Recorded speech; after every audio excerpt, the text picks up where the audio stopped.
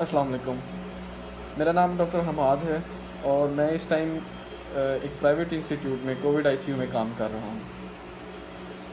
میں آپ سب سے مخاطب اس لیے ہو رہا ہوں کیونکہ میں آپ سب کو یہ بتانا چاہتا ہوں کہ پاکستان میں کرونا کی تیسری ویو شروع ہو چکی ہوئی ہے، اور یہ تیسری ویو اتنی زیادہ لیتھل ہے کہ یہ کسی بندے کو نہیں چھوڑتی۔ ہمارے پاس جو پیشنٹ موصول ہو رہے ہیں، ہمیں جب وہ آتے ہیں ان کے ایچ آر سی ٹی پہ جب ہم ان کے لنگس دیکھتے ہیں تو وہ 80 to 90% اڑ چکے ہوتے ہیں۔ اب یہ وہ والی کہانی نہیں ہے کہ جب ہمیں پہلے سمٹمز آتے تھے، 3-4 دن سمٹمز آئے، کف رہی اور کام خراب ہوا۔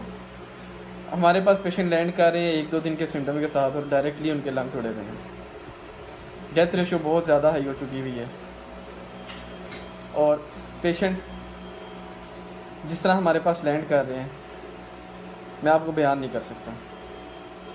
اس ٹائم میں اتنا زیادہ دل برداشت ہوں، میرا پیشہ ایسا ہے کہ مجھے یہ ساری چیزیں فیس کرنی پڑ رہی ہیں۔ بہت ہمت اللہ نے دی ہے، لیکن ہمت جواب دے رہی ہے۔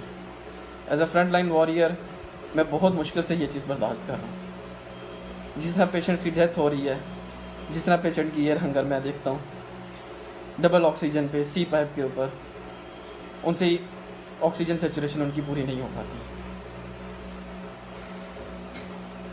میں آپ سب سے اپیل کرتا ہوں کہ اپنے پیاروں کو بچا لیں، اس وائرس سے بچائیں۔